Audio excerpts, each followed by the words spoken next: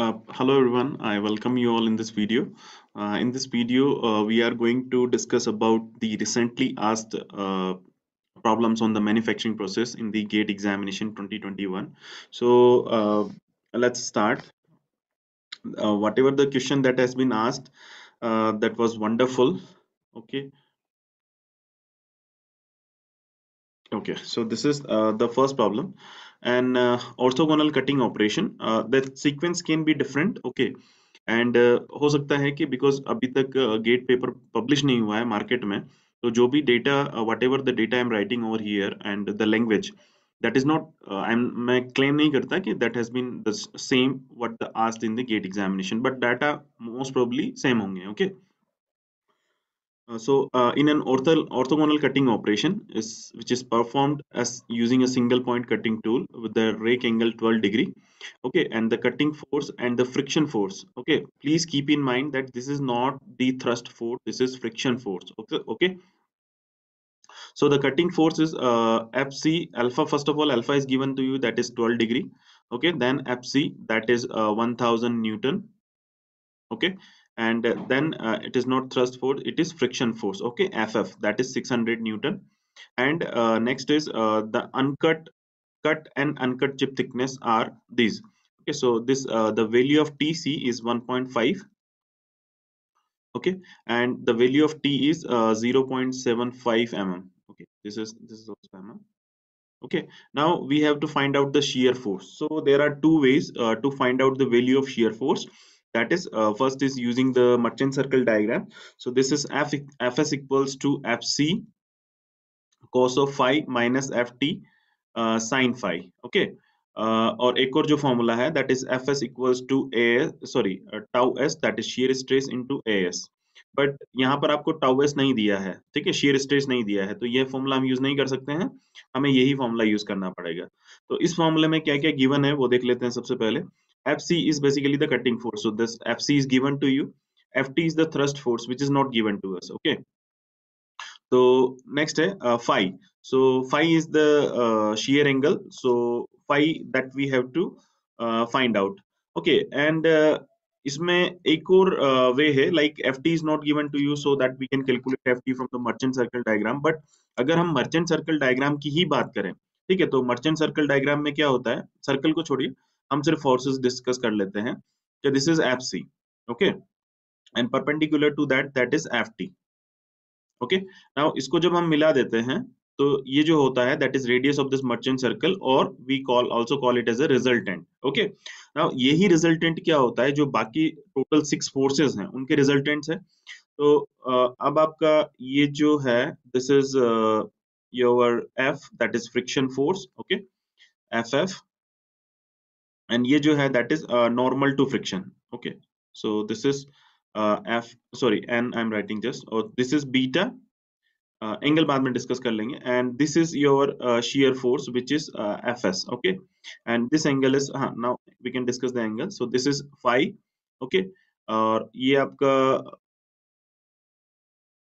आपका परपेंडिकुलर यहाँ से अल्फा होता है, तो ये वाला अल्फा हो गया. ये आपका बीटा है, तो ये 90 माइनस बीटा हो गया, ये जो एंगल है, ठीक है. और ये जो एंगल है जो हम कैलकुलेट करते हैं, this is beta minus alpha. Okay, तो इससे हम लोग क्या कर सकते हैं कि F C in terms of R लिख सकते हैं. So F C equals to क्या हो जाएगा, F C equals to R cos of beta minus alpha. Okay, in terms of F S that is equals to R cos of five plus beta minus alpha. तो यहाँ से क्या कर सकते हैं हम लोग कि एफ सी की वैल्यू गिवन है, ठीक है. ओके, हमें एफ एस फाइंड आउट करना है. एफ एस के लिए हमें क्या आर रिक्वायर्ड है, आर के लिए हमें आर फाइंड आउट करना है, तो एफ सी गिवन है, ठीक है, बट कोस बीटा नहीं गिवन है और अल्फा गिवन है, तो बीटा हमें फाइंड आउट करना है. बीटा कैसे फाइंड आउट कर सकते हैं, हमें एक फोर्स एफ एफ दिया है, फ्रिक्शन फोर्स दिया है. फ्रिक्शन फोर्स क्या है, एफ एफ इक्वल्स टू, अगर इन टर्म्स ऑफ रिजल्टेंट रखूं तो ये जो है that's is cos 90 minus beta, so this will be R sine beta. Okay, तो यहाँ से क्या होगा, एफ एफ आपको गिवन है, रिजल्टेंट हमें फाइंड आउट करना है, और बीटा भी हमें फाइंड आउट करना है. तो मैं क्या करता हूँ कि आर तो कॉमन है सब में, तो इन सब इक्वेशन से जो कॉमन इक्वेशन है उसको मैं लिख देता हूँ, that is F C upon cos of beta minus alpha equals to F S upon cos of five plus beta minus alpha, ठीक है, equals to F F upon sine beta. Okay, now ये equation, ये part और ये part दोनों को मिला के क्या है कि यहाँ से एफ सी नॉन है, एफ एफ नॉन है, बीटा दोनों में फाइंड आउट करना है, अल्फा नॉन है, तो दोनों इक्वेशन को यूज करिए, इस पार्ट को और इस पार्ट को, तो हमें बीटा मिल जाएगा, ठीक है। तो यूज करते हैं एफ सी, एफ सी कितना है आपका 1000, ठीक है, upon cos beta minus alpha, beta minus alpha as it is लिख देता हूं अभी, this is 600 upon sine beta, ठीक है। अब कोस बीटा माइनस अल्फा मैं इधर लेके आ रहा हूँ, 600 को उधर दे रहा हूँ, तो 1000 बाई 6000, अगर मैं थोड़ा फ्रैक्शन करता हूँ तो दिस विल बी 10 बाई 6 और this will be like 5 by 3, okay. So this will be cos beta minus alpha. तो cos को खोल रहा हूँ. So this is cos beta cos alpha plus sin beta into sin alpha upon sin beta. ठीक है. तो sin beta को divide कर दीजिए. sin beta को डिवाइड करेंगे तो क्या आ जाएगा? यहाँ पे आ जाएगा cot of beta into cos of alpha. alpha की वैल्यू रख दे रहा हूँ. That is 12 degree plus sin beta cancel out. sin alpha that is 12 degree. ठीक है. तो आप क्या करिए, यहाँ से मैंने कैलकुलेट करके रखा है. सो दिस विल बी, यहाँ से बीटा की वैल्यू निकाल लीजिए, ठीक है। तो क्योंकि देखिए साइन बीटा की वैल्यू कैलकुलेट कर सकते हैं आप, ठीक है, तो इसको वैल्यू को आप इधर भेज दीजिएगा, ठीक है। तो 5/3 minus sine sine 12 upon cos 12, ठीक है। तो this will whatever the value you will get it, that value will be equals to cot beta, okay, जो भी यहाँ से वैल्यू मिलेगी। और अगेन आप क्या कर दीजिए, अगर या तो टाइम की फॉर्म में निकाल लीजिए या फिर जो भी वैल्यू निकाल रहे हैं उसको 1 अपॉन कर दीजिए, ठीक है। तो यहाँ से बीटा मिलेगा, जो मुझे मिल रहा है, दैट इज 33.84 डिग्री, ओके। तो बीटा आपको मिल गया, फाई चाहिए, ठीक है। फाई के लिए क्या है, आपको आर दिया है और अल्फा दिया है, आर दिया तो नहीं है लेकिन टी सी और टी की वैल्यू गिवन है, ठीक है। तो 10 phi equals to R cos of alpha upon 1 minus R sine alpha. Now R भी इजी है कैलकुलेट करना, because R equals to T by T C होता है। तो टी की वैल्यू कितनी है, टी की वैल्यू है, this is 0.75 upon T C है 1.5, सो आर की वैल्यू कितनी आ जाएगी 0.50, ओके। तो यहाँ पे रख दीजिए, that is 0.50 into cos of alpha, alpha कितना है 12 degree, upon 1 minus R, that is 0.50 into sine 12 degree, ठीक है, अपॉन, ओके, इक्वल टू, जब मैं इसको कैलकुलेट करूंगा, so what I am getting is this is 5 equals to, यहाँ से मुझे 5 मिल रहा है, that is 28.62 degree, okay. Now अब इस इक्वेशन में दिस इज 5 की वैल्यू पता है, बीटा पता है, अल्फा पता है, या तो आप इसको इसके बराबर कर दीजिए या फिर इसको आप इसके बराबर कर दीजिए। मैंने इसको बराबर करके निकाला है आंसर, तो that's what I am doing.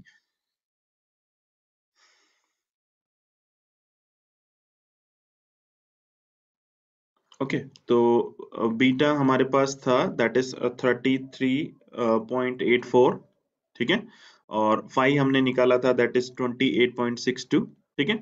Now F C, F C upon ये वाला फॉर्मूला मैं यूज कर रहा हूँ, that is F C upon cos beta minus alpha equals to F S upon cos 5 plus beta minus alpha, ठीक है। तो यहाँ से एफ एस निकल जाएगा, एफ एस इक्वल्स टू क्या हो जाएगा, F see that is 1000 into cos phi, that is 28.62 plus beta, that is 33.84 minus alpha, alpha is 12 degree, upon cos of beta, that is 33.84 minus 12 degree. तो यहाँ से जब आप fs की value calculate करेंगे, so you will get what I'm getting is that is 685.84 Newton. Okay, so this will be the answer. Okay, let's move to the next problem.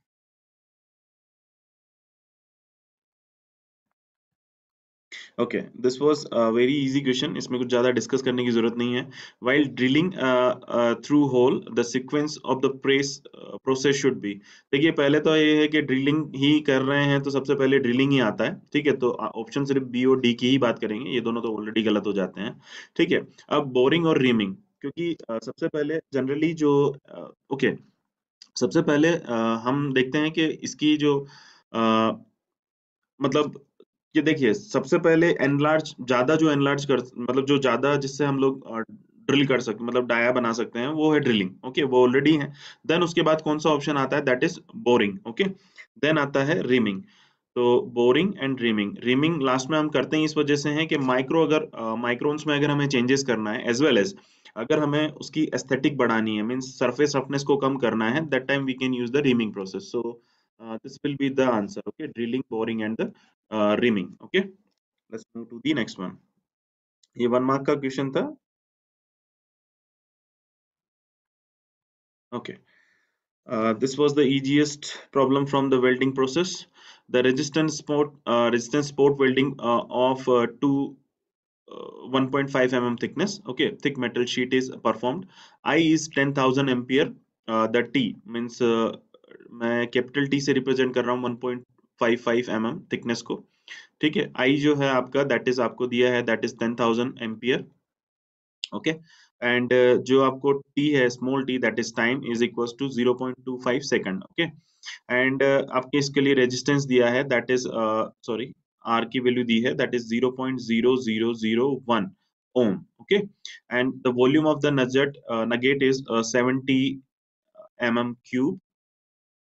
Okay, and the heat energy required to melt के लिए जो heat energy required है, that is 12 joule plus upon upon mm cube। Okay, and what is the thermal efficiency? तो thermal efficiency क्या होता है, that is heat required for the melt upon heat supplied. Okay, तो heat required for the melt that is given to you. Okay, तो हमें क्या find out करना है कि हीट सप्लाइड, तो हीट सप्लाइड क्या होता है रेजिस्टेंस प्रोसेस में, that is I square R into T.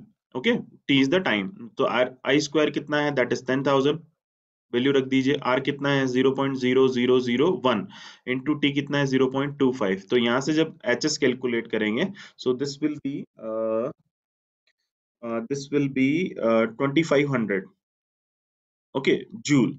But अब आप इसको क्या करिए, इस फॉर्मूले में रख दीजिए। बट प्लीज आप इसको ध्यान दीजिएगा कि यहाँ पे वॉल्यूम दिया है और एचएम की जो वैल्यू है, that is given in the form of joule पर mm cube। ओके, तो आप क्या करिए, या तो इसको जूल में कन्वर्ट कर लीजिए क्योंकि वॉल्यूम आपको दिया हुआ है, या फिर क्या करिए कि इस इक्वेशन को, ये जो वैल्यू है हीट सप्लाई, इसको पर वॉल्यूम में कन्वर्ट कर लीजिए। ठीक है, दोनों में से कोई भी कर सकते हैं, कोई फर्क नहीं पड़ेगा क्योंकि एनी हाउ वो करना ही है।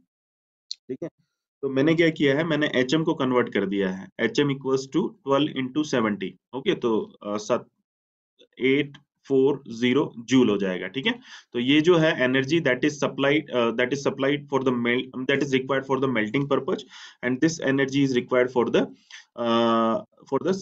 Sorry, that is supplied. So thermal efficiency कितनी हो जाएगी, H M that is 840 upon heat supplied that is 2500। तो यहाँ से थर्मल एफिशिएंसी कितनी मिल जाएगी आपको, 33.6 परसेंटेज। परसेंटेज में पूछा था, तो this will B 33.6 percentage. Okay, and again इससे इजी क्वेश्चन वेल्डिंग में कुछ हो नहीं सकता। Next, grinding. ग्राइंडिंग में मेरे हिसाब से आई थिंक ये दूसरी बार ऐसा है जब क्वेश्चन न्यूमेरिकल आया है। क्वेश्चन तो आए हैं लेकिन न्यूमेरिकल पहली बार आया है, पहली या दूसरी बार आया शायद। ठीक है, तो in the grinding operation the energy, by the way, this is specific energy was given. This specific energy required for the grinding is 15 joule per mm cube. Okay, and the material removal rate, that is MRR, is given to you, that is 6,000 mm cube per minute. Okay, and value of RPM, that is N, given to you, that is 3,000 RPM. Okay, and the wheel diameter, that is 200 mm. So then the tangential force at the periphery of the wheel. So it's a simple formula for that, that is specific energy equals to power upon MRR. Okay, so this power is equals to Ft, that is tangential force, into velocity. Okay, so this will be upon MRR. So यहाँ पे क्या आपको specific energy दिया है, MRR दिया हुआ है, V क्या होता है आपका पाई डी एन। ठीक है, क्योंकि ये आपको mm cube पर मिनट में दिया है, so you can directly calculate this velocity into the meter mm per minute. Okay, so from here you will get meter per minute और mm per minute, वो देख लेंगे अभी, कन्वर्जन हो जाएगा 10⁻³ और 3 से। तो एफ टी यहाँ से कैलकुलेट हो जाएगा। नाउ एफ टी आपका कैलकुलेट करने के लिए E into M R R upon V. Okay, तो वैल्यूज रख दीजिए। ई की वैल्यू क्या है 15, देखिए जूल पर mm³ है। जूल क्या होता है? न्यूटन पर मीटर। जूल क्या होता है आपका? Newton into meter. तो ये ध्यान रखिएगा, ये न्यूटन इंटू मीटर है, ठीक है, mm नहीं है। अगर आप उसको mm में कन्वर्ट करना चाहते हैं तो 10⁻³ से मल्टीप्लाई कर दीजिए, ठीक है, इंटू MRR कितना है आपका? 6000। ओके, mm³ पर मिनट रखा है तो इसको भी मिनट में ही रहने दीजिए। पाई डी एन अपॉन 60 मत कर दीजिए, मत नहीं करना है, ठीक है। सो पाई डी, डी आपका 200 mm है, तो हम इसको mm में ऑलरेडी कन्वर्ट कर चुके हैं, so there is no need to convert this mm into meter. Okay, N आपका कितना दिया हुआ है? 3000। ओके, तो कैलकुलेशन भी इजी है, ज्यादा नहीं है। 3 ये 2 टाइम्स कट जाएगा, ये 100 हो जाएगा, और 2 से 2 काट लीजिए तो ये कितना आ जाएगा? 150 बाई पाई। जब आप इसको कैलकुलेट करेंगे तो जो मुझे वैल्यू मिल रही है that is 47.746 Newton. Okay, so this will be the answer. Okay, अब डिजिट देख लीजिएगा कहाँ तक पूछा गया था। मेरे हिसाब से शायद 1 और 2 डिजिट तक ही पूछा गया होगा, तो आप उस हिसाब से मैनिपुलेट कर लीजिएगा, ठीक है। Next.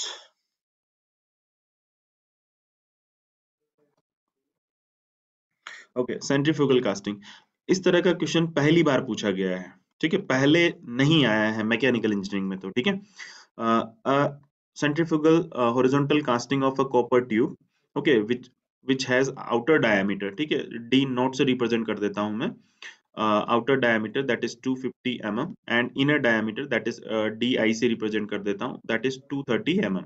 Okay, now G, that is gravity is given to you, that is 10 meter per second square, means generally 9.81 होता है, but इन्होंने बोला है तो consider कर लेंगे। G is factor, now that is given to you, that is 60। okay, तो हमें क्या है कि RPM फाइंड आउट करना है, रोटेशनल स्पीड फाइंड आउट करनी है। तो ये जो G होता है बेसिकली, जो ग्राइंडिंग रेशियो होता है, that represents the sorry, not grinding ratio, G ratio basically। okay, so this ratio is basically the ratio of the forces, but what forces? This forces will be equals to Fc, that is centripetal force, okay, upon the gravity force, okay, gravitational force। So means Fc, that is centripetal force। centripetal force क्या होगा आपका? G equals to mr omega square होता है, that is mr omega square upon gravitational force, that is mg। so m से m cancel out हो जाएगा, बचेगा क्या आपका? r into omega square upon g, ठीक है। बट इसमें एक जो कंसिडर करने वाली बात है, बिकॉज सेंट्रीफ्यूगल कास्टिंग जब भी होगी आपकी, तो उसमें आपके 2 डायमीटर्स रहेंगे ही रहेंगे, ठीक है। क्यों? क्योंकि जनरली हम उससे होलो ट्यूब्स, मतलब ट्यूब्स ही प्रोड्यूस कर सकते हैं, ठीक है, होलो सिलेंडर कह सकते हैं हम लोग उसको, तो वही प्रोड्यूस कर सकते हैं, तो हमेशा वहां पर 2 डायमीटर तो रहेंगे ही रहेंगे। अब क्या होता है कि कभी कभार इसमें इसमें दो चीजों को, तीन चीजें, तीनों कंसिडर की जा सकती हैं, कि या तो ये जो आर है ये आर नॉट हो, या फिर आर आई हो, या फिर आर मीन हो, ठीक है। तो इन तीनों से आंसर निकाल सकते हैं। अब मैं जो आंसर निकाल रहा हूं वो मैं आर मीन करके निकाल रहा हूं, ठीक है, क्योंकि देखिए ऐसा कहीं गिवन नहीं है स्पेसिफिक कि आपको आर नोट यूज करना है या आर आई यूज करना है या फिर आर एम यूज करना है, क्योंकि ये कोई स्ट्रेंथ ऑफ मटेरियल भी नहीं है कि जिसमें हम लोग जो वाई मैक्सिमम निकालते हैं जब हम मोमेंट ऑफ इनर्शिया की वैल्यू रखते हैं in terms of the bending space, तो वहां पे जो होता है that is Y max equals to R by two. तो जो आउटर रेडियस होती है हम उसको कंसिडर करते हैं, बट ये कंसेप्ट जो है स्ट्रेंथ ऑफ मटेरियल का, वो हम यहाँ यूज नहीं कर सकते, ठीक है। तो हम क्या है कि आर मीन ले लेते हैं। अब आर मीन लेने के लिए पहले हम डीएम निकाल लेते हैं, डी मीन। तो डी मीन कितना हो जाएगा? 250, that is D not plus 230/2, तो यहाँ से कितना आ जाएगा? 240, और आर एम कितना आ जाएगा? 120 mm, ठीक है। तो यहाँ से वैल्यू रख दीजिए। जी कितना है आपका? 60, ठीक है। आर एम की वैल्यू है दैट इज 120 इंटू 10⁻³ कर रहा हूँ, क्योंकि जी जो है आपका मीटर पर सेकंड स्क्वायर में है, into omega square upon G, that is 10। Okay, तो यहाँ से जो वैल्यू आपको मिलेगी, यहाँ से जो ओमेगा की वैल्यू मिलेगी आपको, क्योंकि ये आपका इधर चला जाएगा और ये वाला पोर्शन नीचे आ जाएगा, तो ओमेगा की जो वैल्यू मिलेगी दैट इज 70.71 रेडियन पर second, okay, RPS. Now but हमें क्या पूछा है? आरपीएम, दैट इज रेडियन पर मिनट, रोटेशनल स्पीड पूछिए। तो ओमेगा इक्वल्स टू क्या होता है? 2πn upon 60। तो यहाँ से क्या निकल जाएगा आपका? एन निकल जाएगा, और 60 लेना जरूरी है क्योंकि एस में है, पर सेकंड में है, ठीक है। तो दिस इज 70.71 इंटू 60 अपॉन 2 पाई, तो यहाँ से n की वैल्यू मिल जाएगी जो मुझे मिल रही है, that is 675.23 rpm. Okay, so this will be the answer. Okay, let's move to the next one.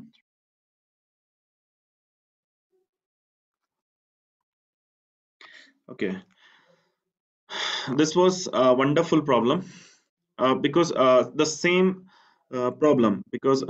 problem asked in the last year. Okay, session मुझे पता नहीं है, लेकिन 2020 में भी ये क्वेश्चन पूछा गया था, बट उसमें क्या था कि उसमें आपको जो यहाँ पे एक ओके, पहले हम पढ़ लेते हैं उस क्वेश्चन को.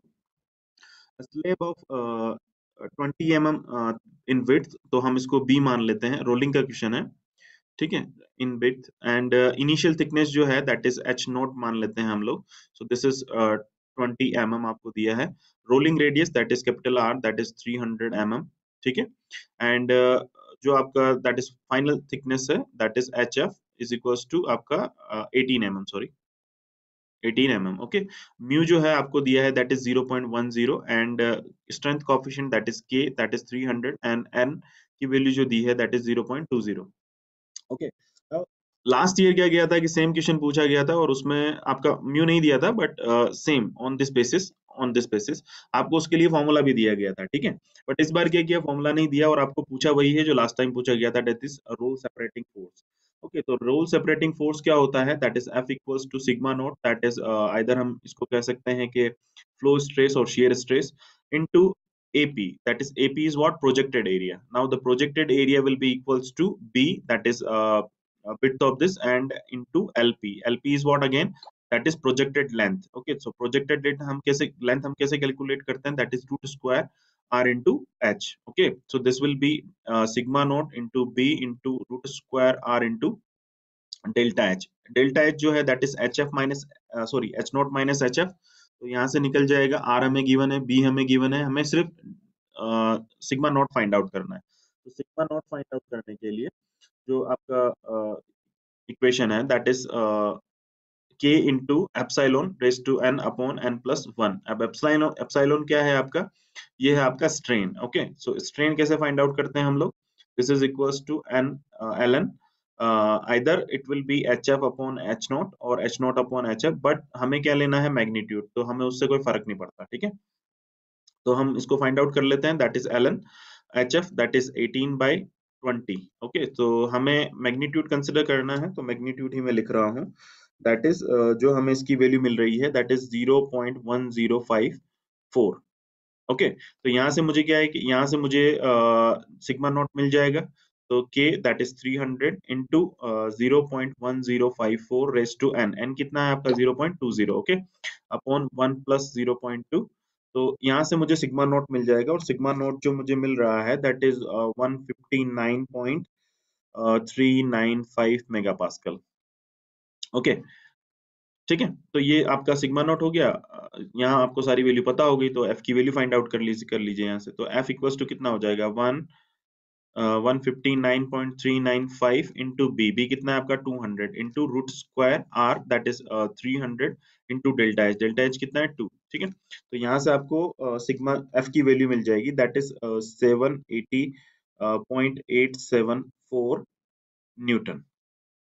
Okay, sorry kilo newton. Okay, this is in kilo newton. तो ये एक आंसर हो सकता है. अब मैंने ऐसा क्यों बोला ये एक आंसर हो सकता है, क्योंकि यहाँ पे म्यू की वैल्यू भी गिवन है आपको, ठीक है. मतलब म्यू की वैल्यू गिवन है, means coefficient of friction given है, लेकिन हमने जो अभी तक ये पूरी कैलकुलेशन की है, इस पूरी कैलकुलेशन में कहीं पे भी म्यू को यूज नहीं किया है, ठीक है. तो there is one another formula, ठीक है, उससे भी हम एफ की वैल्यू फाइंड आउट कर सकते हैं, ठीक है. तो उससे भी फाइंड आउट करके देख लेते हैं, क्योंकि क्रॉस चेक करना जरूरी है. ओके, तो एक और जो फॉर्मूला है वो है एफ इक्वल्स टू, हम इसमें बेसिकली ये जो फॉर्मूला आता है that is for the maximum roll separating force, ठीक है, that is maximum roll separating force, that is 2/√3. ठीक है, इसमें बेसिकली क्या है, वॉन मिसेस क्राइटेरिया लगा के ये फॉर्मूला डिराइव किया गया है. So that is sigma not, okay, into b into del lp, that is r into delta h, into एक फैक्टर हम लेते हैं, rolling factor, roll separating factor, that is 1 plus mu into root square R into delta H upon H not plus H F. Okay, ये वाली जो term है ये इसके नीचे है, ठीक है। तो ये एक फॉर्मूला होता है, ठीक है। तो इसको हम लगाएं तो यहाँ पे हमें एफ की एफ मैक्स इक्वल्स टू क्या हो जाएगा, जो वैल्यू हमें पता है, जो कैलकुलेट कर चुके हैं, हम डायरेक्ट लिख देते हैं, that is 2/√3 into sigma note, जो अभी हमने रिसेंटली कैलकुलेट किया है, क्योंकि ये तो कैलकुलेट करना ही पड़ेगा आपको, that is okay, that is 159.395 into B, that is आपका 200 है, into R, that is 300 into 2 into 1 plus mu, that is 0.10 into root square, that is again 300 into 2 upon h naught, that is 20 plus 18। Okay, जब आप इसको calculate करेंगे तो यहाँ से आपको मैक्सिमम रोल सेपरेटिंग फोर्स की वैल्यू मिलेगी, जो मुझे मिल रही है, that is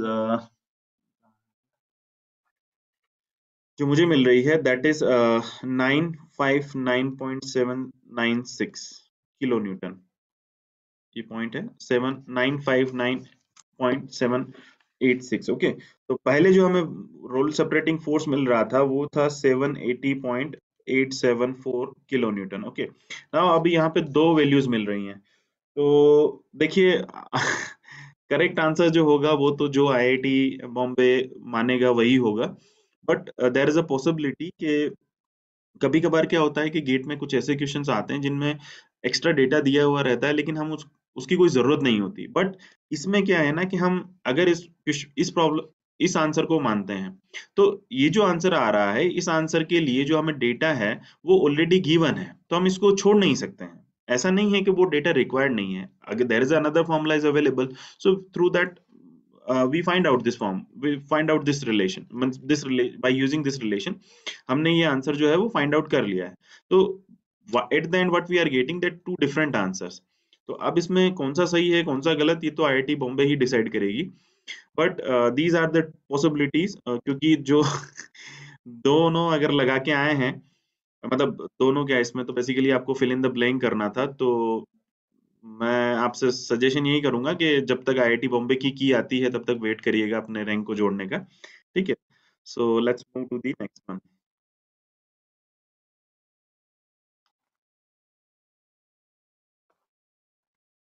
okay, this was the last question, 1 marks question, what is the surface generated. अब इसमें मैं आपको एक कंसेप्ट बता देता हूँ कि जो जनरेट्रिक्स और डायरेक्ट्रिक्स क्या होती हैं, कि जनरेट्रिक्स क्या होती है कि it is basically a point, okay, और a curve, means it can be a point, it can be a curve, और it can be a surface. Okay, means मैं बताता हूँ ये क्या है, मतलब कि एक पॉइंट है, जो मान लेते हैं हम ये पॉइंट है, ठीक है, ये एक कर्व बना रहा है, मान लीजिए एक कर्व है, और इस कर्व को बनाते बनाते मैंने इस कर्व को, सॉरी, इस कर्व को बनाते बनाते मैंने ऐसे बना दिया, तो मान लीजिए कि एक सर्कल है, ठीक है। तो ये क्या है, एक, मतलब ये इसी प्लेन की बात कर रहा हूं मैं, जिस प्लेन में मैं बता रहा हूं आपको, ये वाला प्लेन, तो इसी प्लेन में ये एक सर्कल बन चुका है, तो मैं ऐसा कह सकता हूं कि ये एक सरफेस बन चुकी है। तो मैं बस वही बात करना चाह रहा हूँ, it can be a point, it can be a curve, और it can be a surface, okay, that is generated, that is generated along a path. Okay, along a path, मतलब एक सर्कल का एक पाथ सर्कुलर होती है, तो हमने एक पाथ को फॉलो किया और हमने एक सरफेस बना दी, हमने एक कर्व बना दिया, हमने एक पॉइंट को फॉलो करते नंबर ऑफ इनफाइनाइट पॉइंट्स बन गए इसमें, ठीक है। तो हमने एक सरफेस बना दी। Now this we call this as a generatrix.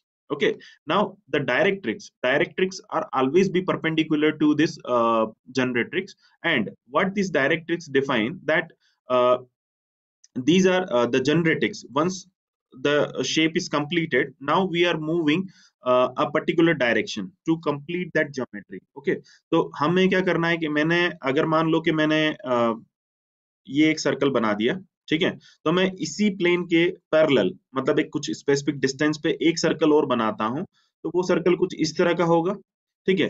एक और प्लेन लेता हूं मैं, मींस इस तरह के नंबर ऑफ प्लेन्स लेता हूं मैं, और parallel to this plane, and मैं उस पे सर्कल बनाता जाता हूं। तो जब आप फ्रंट साइड से देखेंगे तो आपको एक सर्कल जो होंगे वो एक लाइन में दिखेंगे, मींस सामने से देखने पे क्या दिखेगा, ये एक सर्कल है, ठीक है। जब आप इसका राइट हैंड साइड व्यू या फिर लेफ्ट हैंड साइड व्यू देखेंगे तो आपको ऐसा लगेगा कि this is like these are these are the lines, okay, क्योंकि आप साइड से देखें तो इधर देखें, राइट से देखें चाहे लेफ्ट से, आपको एक लाइन सी दिखेंगी। ठीक है, तो ये लाइंस हो चुकी है। नाउ अगर मैं इसकी ज्योमेट्री की बात करूं, अगर मैं 3D में दिखाने की कोशिश करूं, तो ये कुछ इस तरह का दिखेगा। सॉरी, ये वेरी होते जा रहे हैं, लेकिन एक्चुअल में वेरी नहीं है, ये मान लीजिए कि एक कांस्टेंट है। ठीक है, तो ये क्या है बेसिकली कि सर्कल्स बनते जा रहे हैं। ठीक है, तो सर्कल्स क्या है कि एक सर्कल है, एक सर्कल है, उसके ऊपर दूसरा है, उसके ऊपर तीसरा, उसके ऊपर चौथा, इस तरह से क्या है कि नंबर ऑफ सर्कल्स बनते जा रहे हैं। कहाँ तक बनते जा रहे हैं कि जहां तक डायरेक्ट्रिक्स डिफाइन है। ठीक है, तो ये कैसा बनेगा कि एक सर्कल, उसके ऊपर दूसरा सर्कल, उसके ऊपर तीसरा, चौथा, पांचवा, इस तरह से नंबर ऑफ सर्कल्स। तो क्या बन रहा है, कौन सी ज्योमेट्री बन रही है? ये ज्योमेट्री बन रही है आपकी cylindrical. Okay, so this is my view regarding this question. Okay, uh, so this is यही जो है आपके 7 क्वेश्चंस थे टोटल, जो आपसे जो आपके मॉर्निंग सेशन में पूछे गए थे। नेक्स्ट सेशन के लिए मैं सेपरेट वीडियो बना रहा हूँ, so that I will be upload soon. Okay, so thank you so much guys.